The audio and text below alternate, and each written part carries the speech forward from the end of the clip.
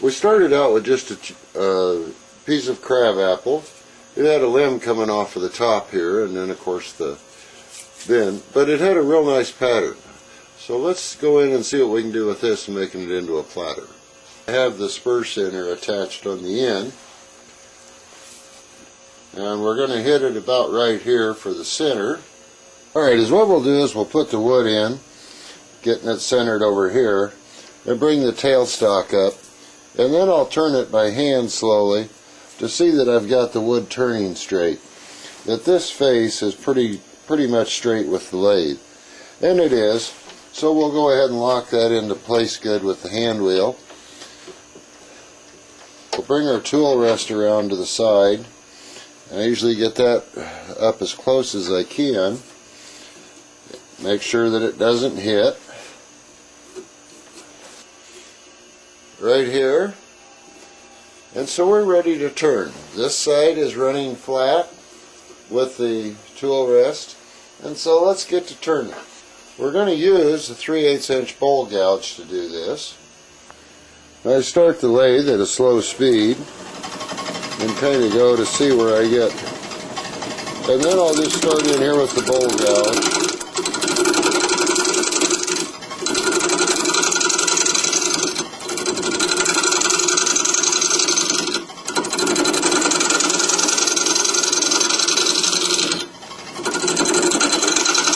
Now we need to make a 10 in here so that we can mount this on the other side.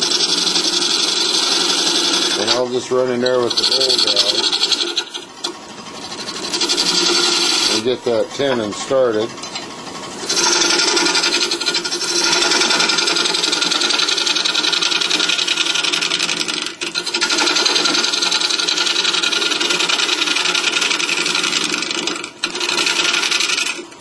Now we've got a lot of the wood gone, and as we can see out here on the end, we're starting to get our diameter down. So what I'll do now is I'll switch around and start turning from another direction. So what I'll do now is I'll come around and I'll turn from this side and come in with the bowl gouge so that I'm not quite as hard on the bark. We'll reposition the tool rest so that I'm up here as close as I can get. Make sure that we've got our clearance. Now we know that everything on this side of the tool rest we get a chance by hitting here. So we have to make sure we keep our hands over on this side of the tool rest. And the way I normally turn is I get my hand up here like this. As we start in there, you can see that out here where you can hear that we're hitting that. So we'll start into that real slow, easy. And as you can see where our line is for our cut. And we'll just go ahead and we'll start chisel right in.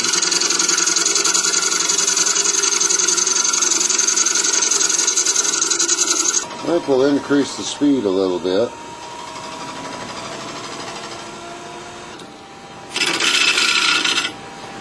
One thing that does make this awkward turn is that I've got the camera between me and the lathe here.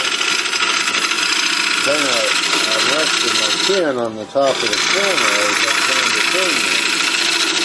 So I'm in a little bit of an awkward position, but I think we can still get to see what we're doing here. Let's shut it off and bring our tool rest up a little bit closer. Get a little bit more support there for it. Make sure we're not hitting anything. And let's try to increase our lathe speed again.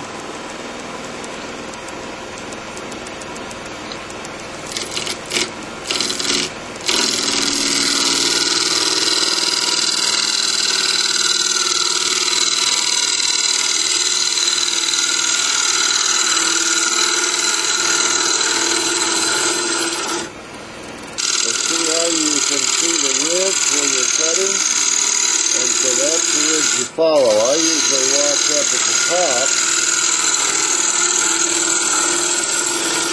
Don't worry so much where your tool is down here, but be watching the rim up on top as to what's going on. As you can see, we're starting to thin out here, and we're thinning out on that side. So let's go ahead and stop there. I'm a little bit rough. I'm a little rough right down in here. Let's see if we can straighten some of that out.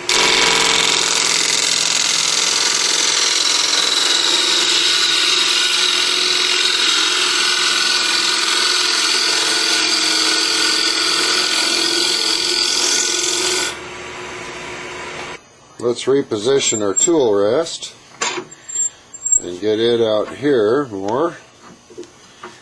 Make sure that we clear everything. And now let's come in with a parting tool and define that shoulder.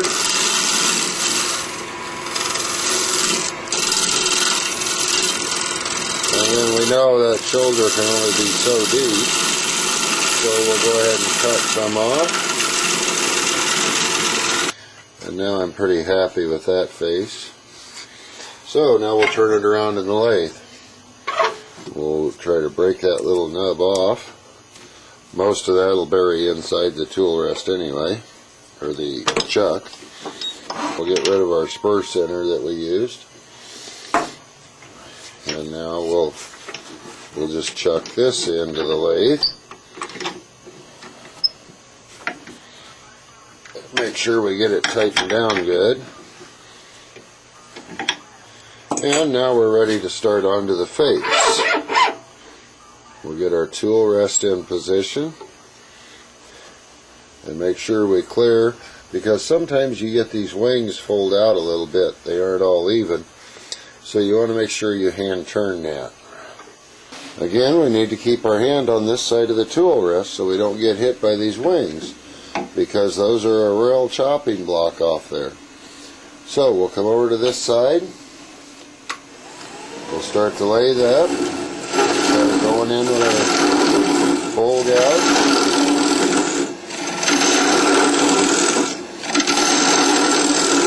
And I usually just work into it a little at a time. Get the center nub off.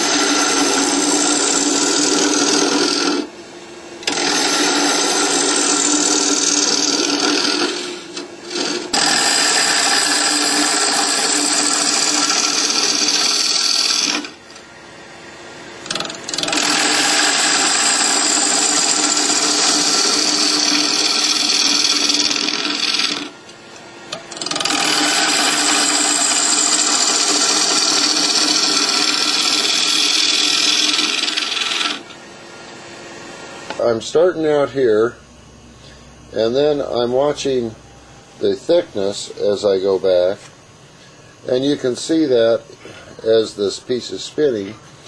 And here, see, I need to get on out, and I want to come clear out here to the end and get this all turned down. So we need to take a little bit more thickness off of that yet. And we come out here, and as you can see out here, we're turning arrow.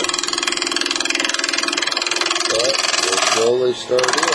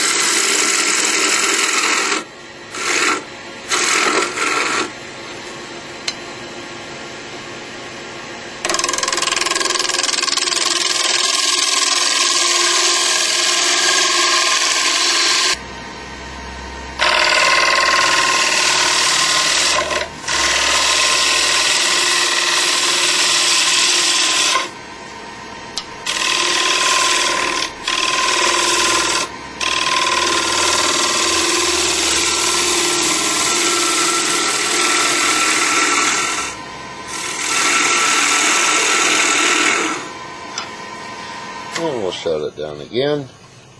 And as you can see, we've got a pretty uniform thickness going all the way through. We can try to get it a little thinner if we want. Again, we're back to turning air out here.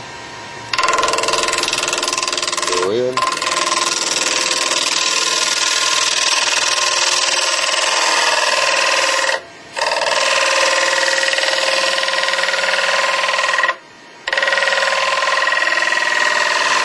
And as you can see, I'm just taking a real light shave off of it. Just trying to clean it up.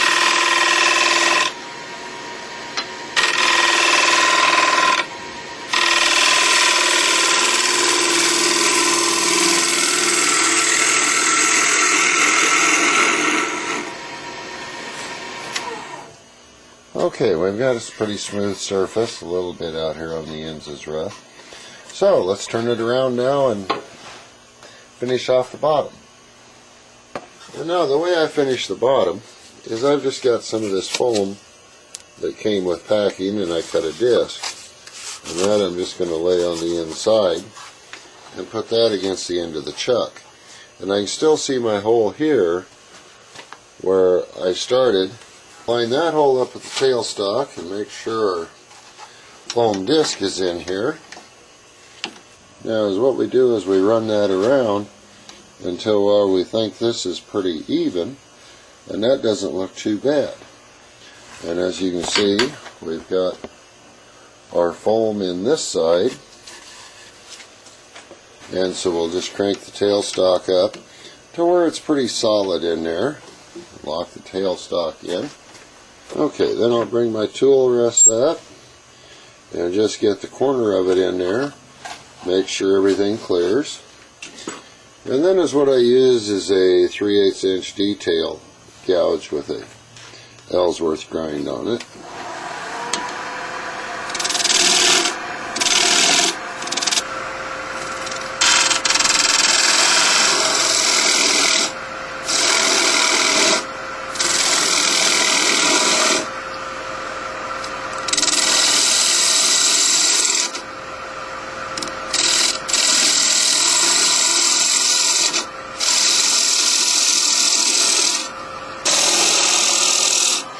We can see now up here we've established a good flat spot, see, for our base.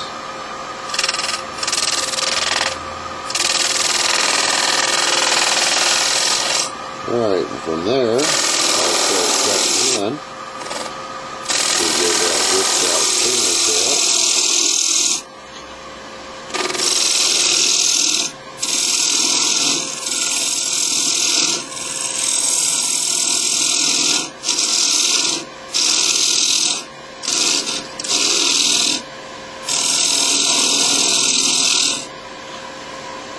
What I'll do part of the time is I'll go in and I'll try to finish some of that off with just a 1/2 inch skew. And it's just kind of nibble away at it until we get it down pretty good. Now I've got just a small section left, but once we release the tailstock, usually that'll just bust right off. Then I can go in with a carving tool and just kind of cut the rest of that nib off and get that pretty well straightened out. And a little bit of sanding and we'll have it done. But anyway, there is our platter finished, and we got a nice grain to it. Where thickness is pretty much the same in the center. The edges we've got pretty well straight, but that's our platter. And by using that limb, by using the limb that had the branch, we ended up with a real nice grain on that.